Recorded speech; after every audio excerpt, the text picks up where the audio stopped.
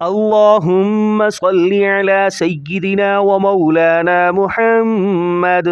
تختی نمبر 11 چل رہی ہے اور اس تختی کے اندر یہ بتایا جائے گا کہ ہجا رواں کیسے پڑھتے ہیں، غنہ کب کیا جاتا ہے، کب نہیں کیا جاتا، حروف حلقی کون سے ہیں، حروف قلقلہ کون کون سے ہیں، کون سے لفظ موٹے پڑھے جاتے ہیں، کون سے نہیں پڑھے جاتے.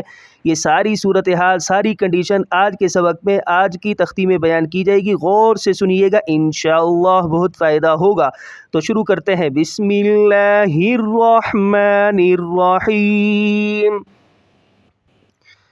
میم نون زبر من، را الف زبر را، من را، قاف دو زیر قین، من راقین، وقفاً من راق.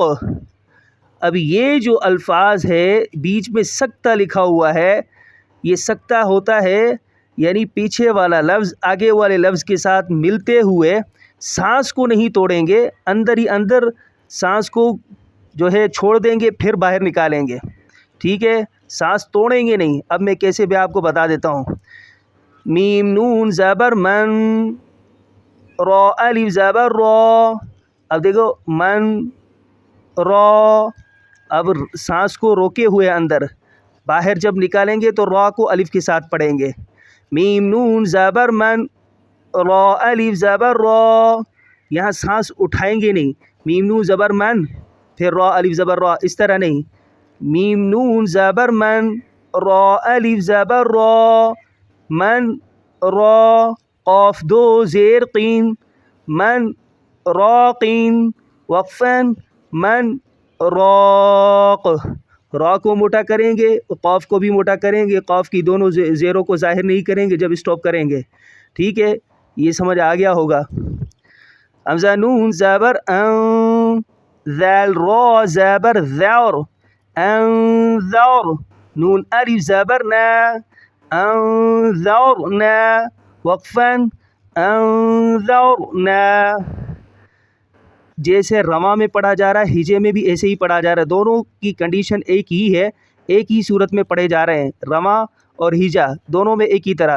انذرنا، وقفاً انذرنا، دونوں طرح ایک ہی طرح پڑھا جا رہا ہے. اور را کو موٹا پڑھیں گے اور اسی طرح حمزہ کو نون کے ساتھ ملاتے ہوئے غنہ کریں گے. غنہ کہتے ہیں ناک میں آواز لے جانے کو.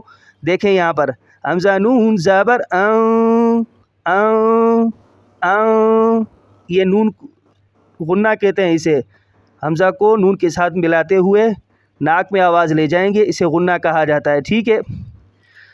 حمزہ نون زبر ان، زالام زبر زل، انزل، نون الف زبر نا، انزلنا، وقفاً انزلنا.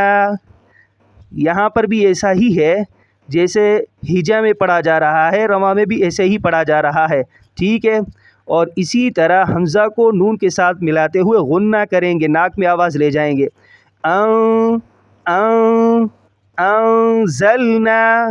ٹھیک ہے، وقفاً انزلنا. خا زبر خا، لام قاف زبر لاق، خالق، نون الف زبر نا، خالقنا، وقفاً خالقنا. یہ ایسے رنگ کے جہاں پر لفظ آ جائیں تو یہ قلقلہ کے لفظ کہلاتے ہیں. انہیں جھٹکے کے ساتھ ظاہر کر کے پڑھا جاتا ہے. وہ 5 حروف ہیں قطب جد، جسے کہا جاتا ہے قاف، طا، با، جیم، دال. ٹھیک ہے، ان کو جھٹکے کے ساتھ. خالق، ایک ہوتا ہے خالق نا، اس طرح نہیں.